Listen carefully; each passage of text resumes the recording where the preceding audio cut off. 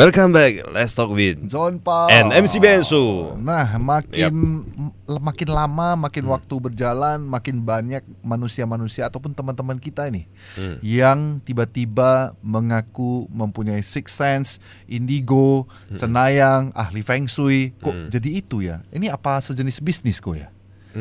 Menurut saya enggak sih, karena banyak sesuatu itu orang yang bisa merasakan, kita tidak. Iya. Itu mungkin adalah kelebihan menurut saya ya, kelebihan.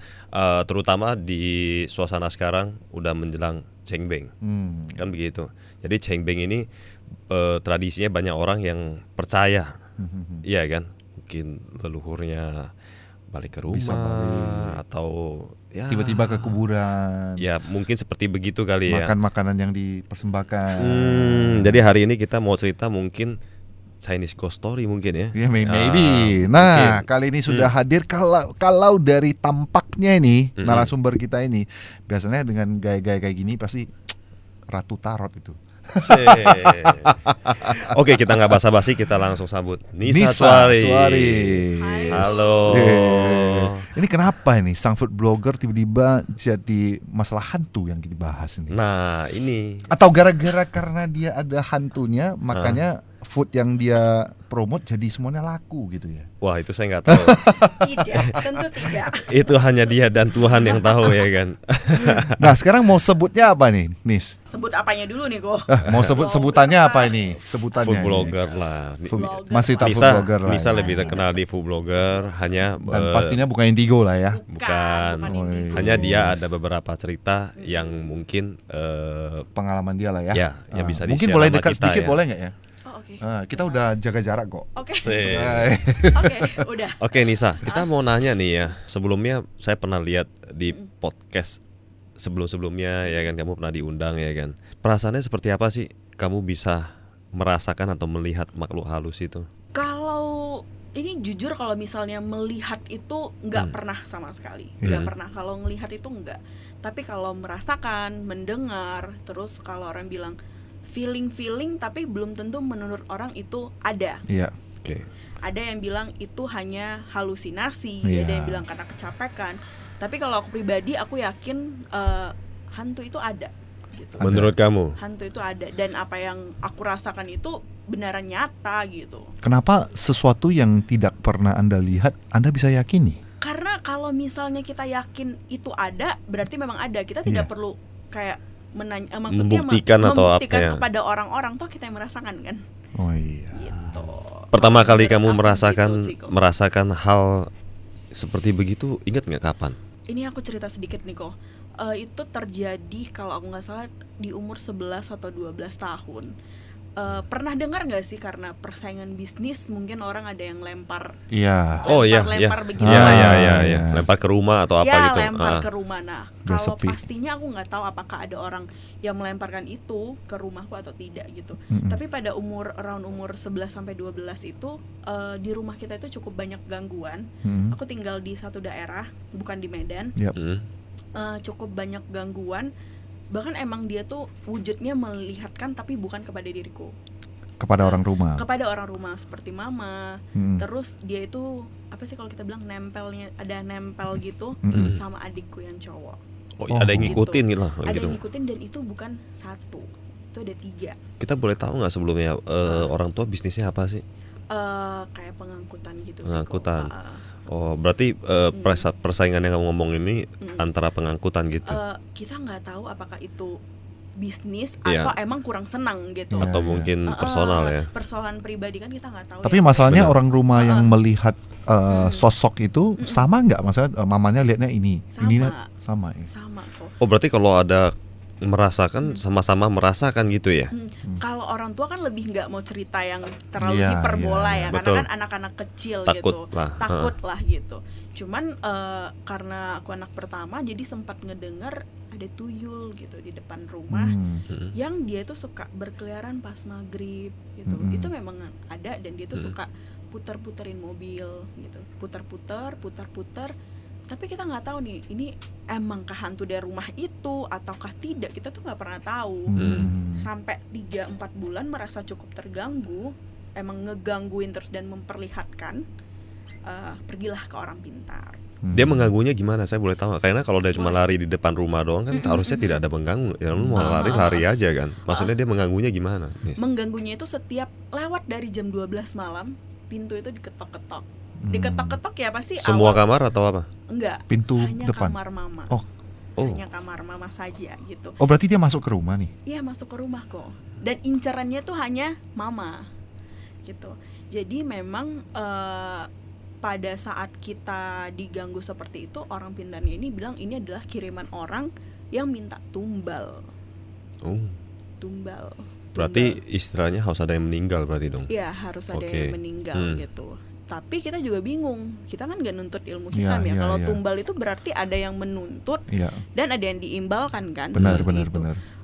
Kita juga gak merasa ada menuntut ilmu hitam dan sebagainya. Ini tuyul emang kirimankah atau tumbalkah?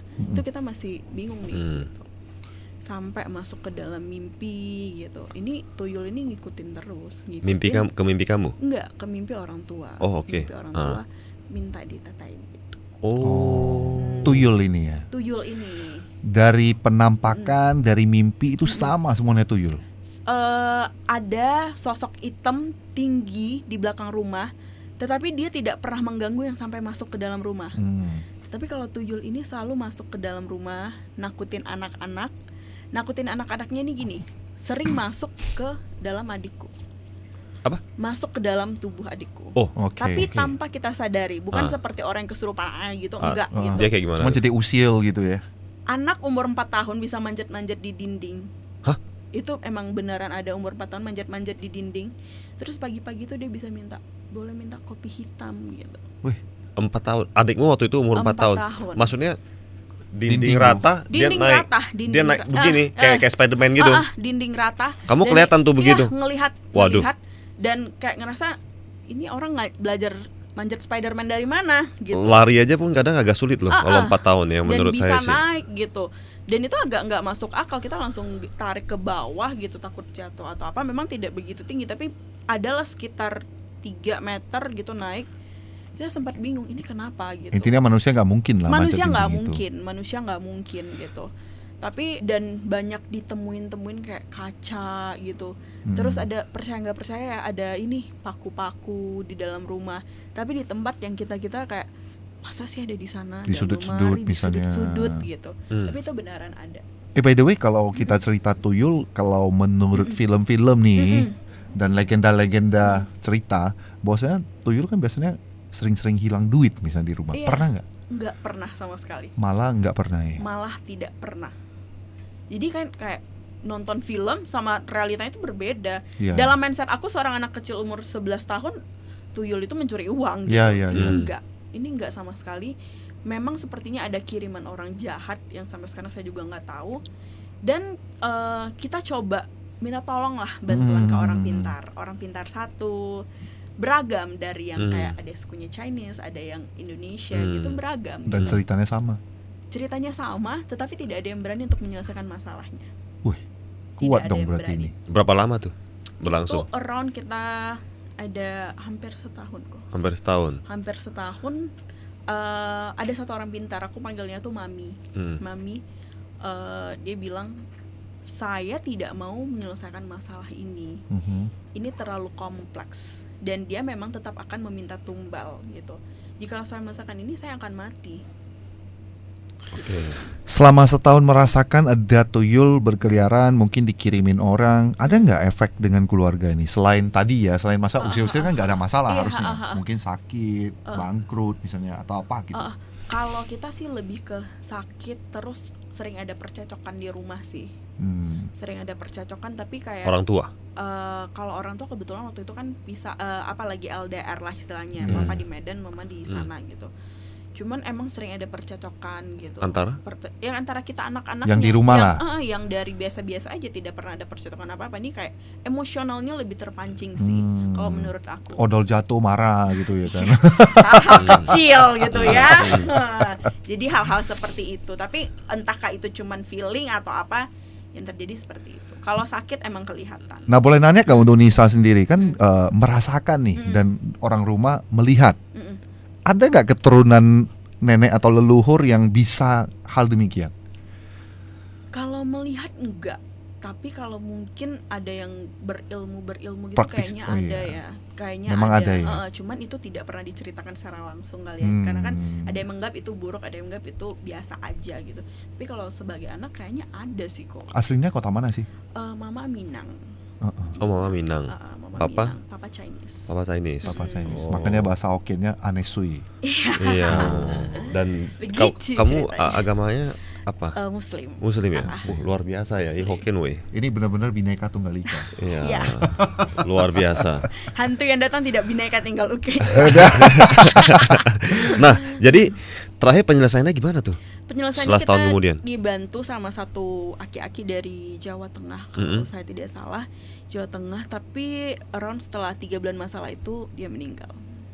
Aki-aki itu yang meninggal. Aki-aki itu meninggal karena dari beberapa orang pintar yang kita temui, Ngomongnya beliau aki-aki begitu. itu yang agak frontal ngomongnya. Tidak ada, kita manusia lebih kuat daripada makhluk-makhluk seperti itu Oh, iya, gitu. iya. Aki-aki itu yang ngebantuin ngebuang barang-barang yang dibuang-buang itu, Dibersihkan lah rumahnya. dibersihkan, dibantu sama akinya, didoa-doain lah sama akinya. Dan Rumah kamu nih didoain. Oke. rumah dan orang-orangnya juga dibantu. So far sih clean sampai sekarang. Cuman ya akinya 3 bulan kemudian meninggal gitu. Masalahnya mereka ceritain nggak, maksudnya ini kiriman siapa misalnya, gara-gara apa gitu, ada nggak ya? Kalau itu enggak sih kok, enggak Semuanya enggak sedetail membocorkan. itu. Atau aku yang tidak tahu gitu, tapi tidak sedetail itu. Tapi yang jelas aki-aki itu meninggal setelah 3 bulan setelah masalah itu dikelarin. Dari sanalah bisa merasakan hal-hal Oh, aneh. dari sana pertama kali ya. Sebelumnya enggak, biasa-biasa aja. Nah. Berarti dia pindah ke kamu kayaknya. Nah, kalau kamu pribadi ada nggak sih kayak di bulan-bulan tertentu atau mungkin istilah Chinese kan Qi Gui Puah, mungkin kayak sekarang ini ada Cheng Beng ya kan, atau mungkin menjelang hari puasa, atau mungkin kamu hanya khusus pas travel baru bisa ada merasakan kayak gitu, atau sehari-hari mungkin Atau setiap hari bisa merasakan. Kalau hari-hari biasa enggak pernah ngerasain yang aneh-aneh sih, cuman palingan kayak sesekali gitu ya, kayak misalnya entah berkunjung ke rumah siapa, mungkin kalau orang bilang pengenalan lah sama dia gitu, pengenalan, tapi nggak diganggu yang gimana-gimana gitu, kayak palingan ada suara, bisa jadi juga orang kan gitu. Kalau Cigue, wow, aku merasanya biasa aja ya? Cuman aku percaya pada bulan-bulan itu memang lagi Ramenya gitu. Cuman tergantung orang ya, tergantung ya, balik lagi kok kadang kalau menuntut ilmu terlalu banyak kan datang gitu ya. Diundang jadi kayaknya reuni mereka ya. Di reuni, jadi tergantung sih. Jadi selama sampai sekarang pernah nggak sih ngerasain ada mungkin ada kayak hantu Chinese gitu, merasakan penampakan atau mungkin karena kalau Cheng Beng dan Qi Gui Puah kan identik dengan hari besarnya Chinese kan. Ya, mungkin pas ke kuburan atau apa. Pasti pernah dong ke kuburan kan Cheng Beng kayak gitu kan. Itu di pemakaman sih. Pemakaman Chinese pada saat itu proses pembakarannya pembakaran. Itu agak high. Suhunya itu agak panas menurut saya, panas dan gimana ya, feelingnya emang panas, bukan panas karena nggak ada AC atau apa. Memang panas, banyak arwah-arwah lah kalau saya merasanya. Bisa merasakan itu. ya. Bisa merasanya seperti itu.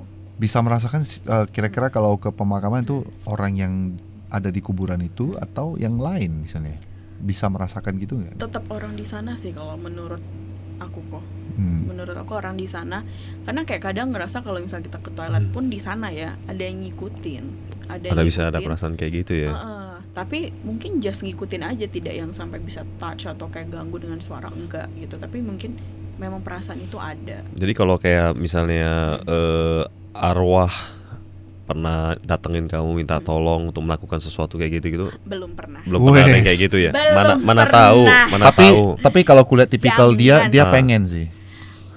Pengen tapi takut tapi pengen gitu. Pengen tapi takut. Berarti selama Qi Gui Puah sama Cheng Beng ini nggak pernah lah ya pernah kejadian yang mungkin hal-hal yang serem gitu ya? Nggak pernah sih, lebih ke traveling. Tapi kalau di traveling kamu pernah ya? Sering cukup sering kalau traveling. Mungkin bisa share satu. Iya. Boleh. Ini mungkin ceritanya udah pernah beredar juga sih di beberapa, cuman boleh dong sharing. Boleh. Ini di India. Waktu itu aku pernah traveling ke India. Sebenarnya kalau untuk India sendiri sih bukan 1 atau 2 kali, memang udah beberapa kali ke India, tapi tetap kejadian yang paling mengesankan itu adalah kejadian pertama kali ke India. Dan kamu suka pergi ke India? Dan saya suka pergi. Kayaknya hantunya cowok ganteng nih pasti. Harapannya. Tapi tidak semudah itu ya. Kalau menurut aku ketika kita traveling ke suatu daerah, si hantu ini mungkin agak bingung ya lihat kita dari mana, apalagi India ngelihat kita lu dari mana ya gitu. Menurut aku seperti itu.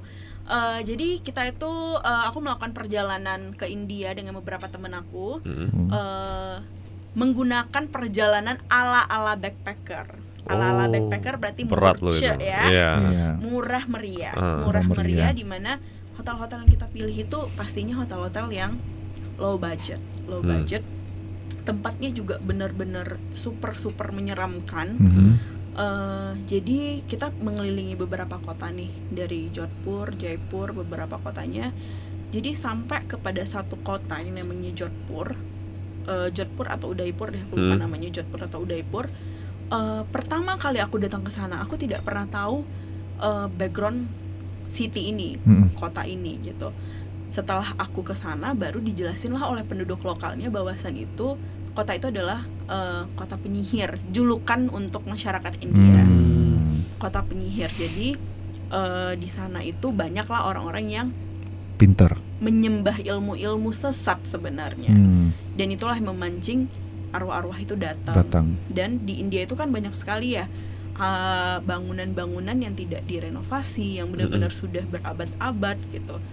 Itulah membuat mereka stay. Iya, karena angker ya kan? Iya, angker. Dan memang dari tembok-temboknya itu pun bahkan tidak dicat gitu. Jadi pada satu ketika aku bersama teman aku ini harus pindah ke satu kota lain menggunakan bus. Tapi karena aku ketinggalan bus, 2 diantaranya sudah pergi duluan. Dua diantaranya tetap naik bus. Aku sama partnerku karena ketinggalan itu jadinya akhirnya naik taksi. Sewa mobil lah istilahnya gitu. Sewa mobil itu udah around jam 2 pagi, jam 1 atau 2 pagi. Nyampe di kota itu sekitar jam 5. Sebelum jam 5. Subuh ya. Subuh. Perjalanan biasa kayak keluar kota pada umumnya. Nyampe sebenarnya kita sudah booking hotel yang bersama teman-temanku. Tapi karena daerahnya terlalu pelosok, agak susah ditemukan kalau keadaan masih gelap. Gitu.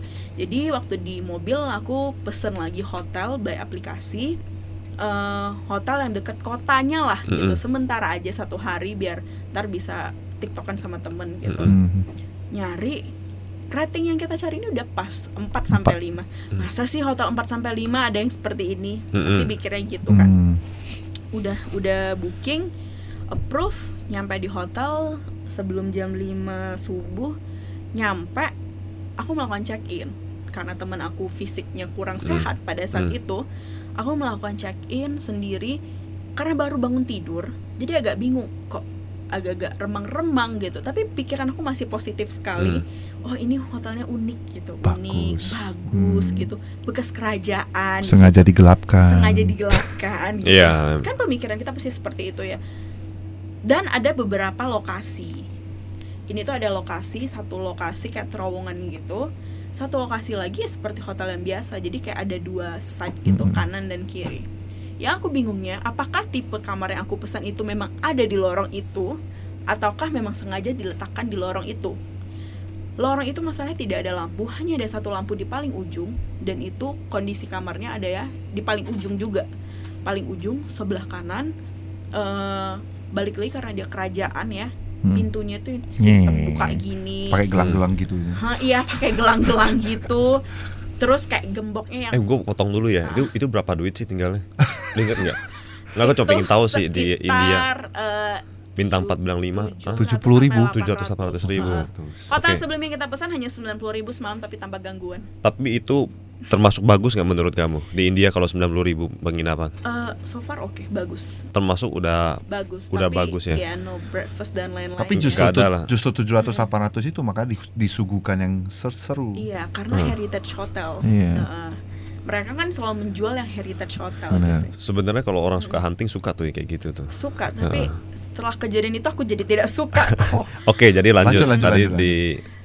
Jadi ngebuka pintu aku ngelihat tulisan gambar-gambar mulai dari wanita, mulai dari anak-anak, dan si gambar ini hanya hitam putih, tidak ada warna.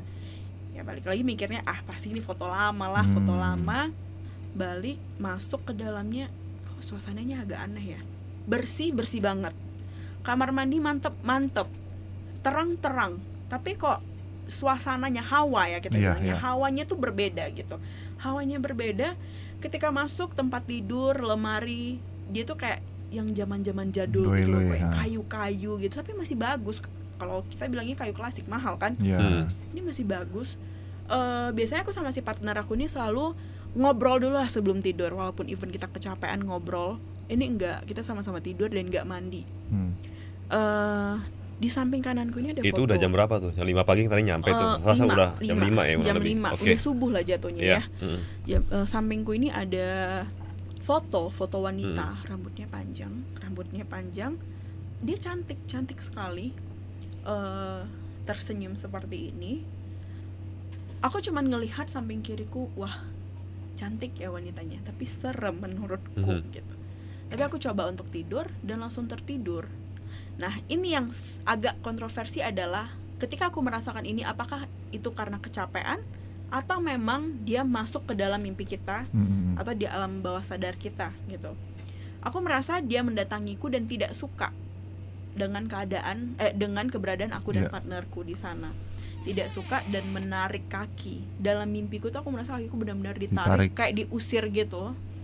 Terus aku coba berontak, jangan, please kasih kita 1 malam aja. Aku dalam hatiku bilang seperti itu, please kasih aku stay untuk 1 malam aja, karena aku benar-benar sudah capek, aku bilang gitu. Aku janji gak bakalan ngerusak atau apain. Aku sampai bilang seperti itu kan, kayak orang bodoh yang ngomong sama dalam mimpi. Cuman kan aku merasa kayak aku janji 1 malam aja, aku capek. Dia memang aura mukanya tidak senang gitu. Tapi itu berlangsung kayak 10-15 menit. Akhirnya tertidur. Bangun paginya, aku coba ngobrol sama partnerku dan ternyata dia diganggu juga. Sama. Beda. Cara mengganggunya sama, tetapi orangnya berbeda. Kalau yang punya lu yang perempuan. Kalau aku perempuan, kalau si partnerku ini laki-laki. Tapi gambar-gambar yang masuk ke dalam mimpi kita itu sama seperti wajah-wajah yang di foto. Dicantumkan. Iya, kayaknya mereka satu family kayaknya ya kok. Satu family. Pada saat itu juga kita ngobrol masih positif karena kecapean ya.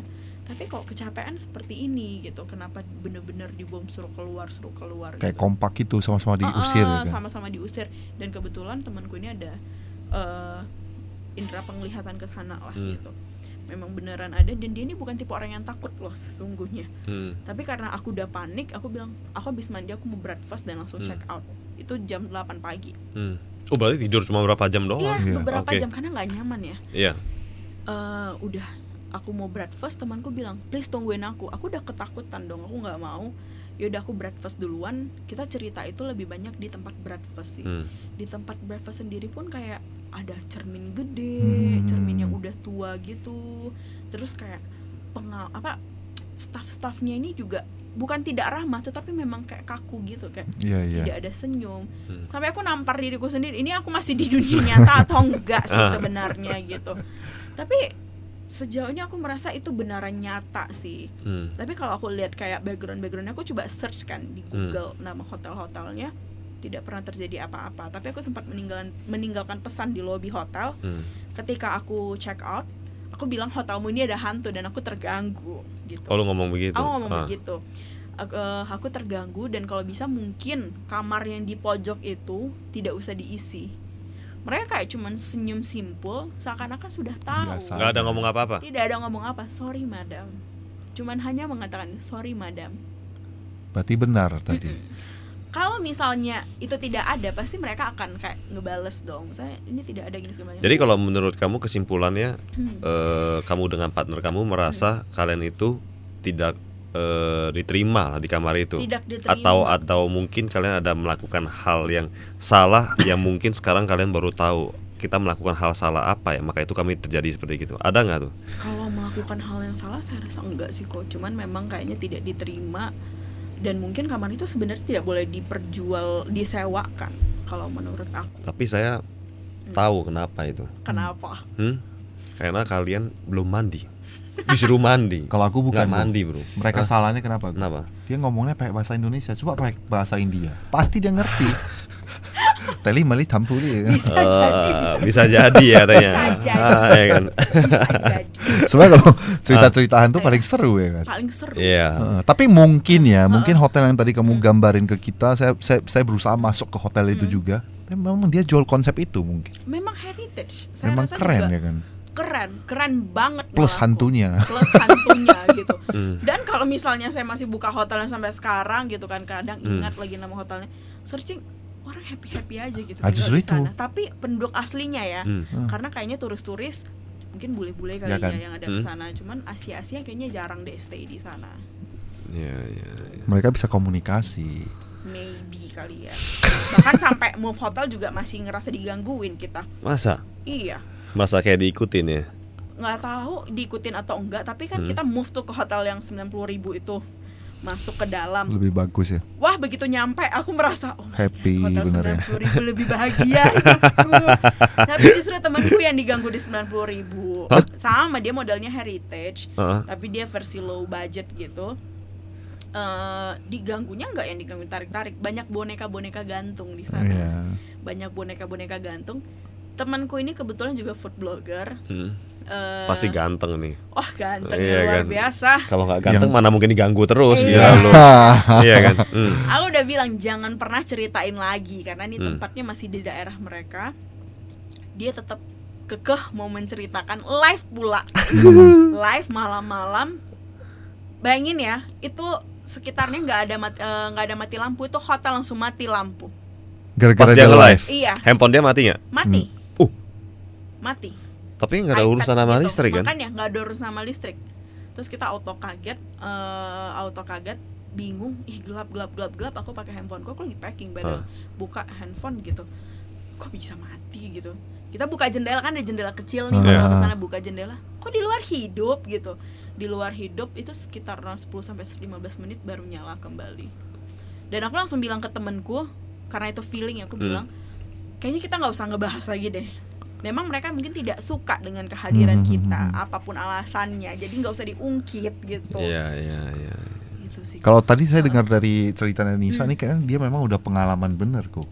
Jadi dia sebenarnya dia hari ini cerita ke kita itu kayaknya enjoy dengan masalah kayak gini. Kalau biasanya orang yang ketemu atau merasakan, dia kan bisa ketakutan sampai kayak trauma dan gini. Kayaknya kamu nggak bisa ya kan? Awal-awal itu kayak yang sebalik lagi yang 11 tahun 12 tahun itu aku sempat takut gitu, horor. Terus juga sempat ngedengar suara cewek nangis, pernah di beberapa kali gitu. Takut, tapi karena terlalu sering. Kadang juga terlalu sering, terus kayak orang-orang sering bilang gitu loh kok. Bawa positifnya aja, hantu itu kalau misalnya kita takut, pasti sering dengar ya, kalau misalnya kita takut dia makin datang. Dan aku berusaha nanem itu dalam diri aku. Ketika aku traveling, ketika aku mendatangi tempat baru, even itu bukan traveling pun, aku selalu tanamin, siapapun menjaganya aku tanamin, aku nggak boleh takut. Jadi itu kayak membuat kita lebih enjoy. Iya. Pertama takut, lama-lama jadi hobi ya kan? Iya. Betul. Hobi saya mencari. Bahkan sekarang kita cari mana ya. Mana nih, kok belum keluar ya? Makanya sekarang kalau banyak sekali youtuber yang mencari-cari hantu, bro. Wes, pastinya seru bener ya tadi ceritanya. Kalau udah cerita hantu udah pastilah panjang. Kalau mau kita lanjut bisa sampai malam nih. Betul. Ini sih berhubung kan karena ada COVID. Kalau nggak ada COVID, dia bakal ada cerita lebih serem lagi di tahun 2021 ini. Iya, kan dia keliling terus ini kan. Pasti udah lama nggak travel kan. Iya. Nah, untuk Nisa sendiri nih, selain hobinya urus hantu, aktivitasnya apa aja sih? Saat ini masih bersama tim Kuliner Medan Oh, sebagai food blogger, masih di sana sih kegiatannya. Ada beberapa juga kalau aktivitas pribadi lebih ke open just tip. Open just tip. Open just tip. Just tip apa itu? Dulunya sih Makanan. di Bangkok baju, sekarang kan Oh. udah di close ya, jadi makanan sih. Makanan ada juga ya. Lebih ke makanan. Tapi kan ada belakangan ini ada just tip itu ya, es krim ya. Oh iya, itu ya, juga itu kan ada. masih ada kan. Gimana caranya just tip es krim? Es krim Asalkan dari cuan. Hong Kong. Masalahnya Nah, kirim ice ke cream. rumah saya udah mencair. Es krim Sultan. Oh, kok ada beli ya? Ya kan? Es krim Sultan yang elit Iya, itu. yang elit-elit, yang Yang- isinya cuma 3.500.000. I see. Itu 500.000 kok mahal bener. Yang isi 4.800.000. Ya itu gitu, ya kan? Nah, for the next project untuk mungkin Nisa atau Kuliner Medan atau apa? Next project Bisa kasih nih, bocoran mohon nggak? doanya juga nih. Amin. Next project di tahun ini pastinya tunggu COVID beres dulu kali Reda ya. Kita ya. doain juga semua biar beres gitu. Kita ada Kuliner Medan goes to Java Culinary. Java Culinary. Maksudnya Jadi, kalau- keliling kota gitu. Keliling kota yang ada di Jawa, Heeh. tapi kota-kota kecilnya gitu. Maksudnya- Road trip gitu. Oh, kalian jalan-jalan ke sana review makanan di sana gitu ya. Iya. Oh, itu benar. berbulan-bulan dong itu bisa. Enggak, ini dalam run waktu 2-3 minggu deh kok. Oh, kalau Ah, rencana begitu. Rencananya sih seperti itu. Tujuannya apa coba? Banyak loh tujuannya kan, kuliner Medan, tapi kita juga butuh pengenalan kuliner-kuliner dan lainnya. Misalnya nih lontong pecel, kita cuma ngelihat lontong pecel di Medan. Medan. Sama nggak sih rasanya dari tempat aslinya? Iya, iya, iya. Makin Jadi kaya kasih lah ya. pengetahuan lah ya Iya, tentang benar. kuliner di luar itu apa sih bedanya sama Medan gitu Iya ya. benar. Tapi by the way dari saya pribadi khususnya untuk Kuliner Medan kita harus terima kasih paling luar biasa sama Thank Kuliner you Medan sekali. karena sebagai pelopor kan Iya. Iya, yang sudah mengenalkan kepada kita kuliner itu apa sih sebenarnya. benar. Ini bulan kemarin kan, Iya. Ko Indra juga baru datang kan. Iya. Iya. Terima kasih sudah welcome ya. Thank you very much. Thank you. Nah, mungkin ada pesan untuk Jompa Lovers dari Nisa atau Kuliner Medan Tapi harus hantu. tentang hantu. Percayakan netizen ini. Pesan aku satu sih, boleh mempercayai, boleh tidak, tetapi jangan pernah takabur. Takabur itu jangan pernah sombong gitu. Kalau misalnya saya tidak takut hantu apa segala macam, dan berpikir positif saja. Kalau memang ada di tempat itu, percayalah memang ada, tetapi tanamkan pada diri sendiri, mereka tidak akan mengganggu kita gitu. Jadi jangan, oh dia ada, iya saya mau lihat, saya mau tantang, saya lebih kuat. Jangan seperti itu gitu. Jangan takabur lah gitu. Itu Iya. sih palingan. I see. Thank you sekali lagi Oke. untuk Nisa Cuari. Terima kasih banyak-banyak Nisa. Jompo Lovers, kita akan tutup kali ini. Tetap streaming di cityradio.id setiap hari Sabtu jam 1 siang. Dan untuk full videonya bisa cek di YouTube channel Jompau Channel. Sampai Thank you. jumpa.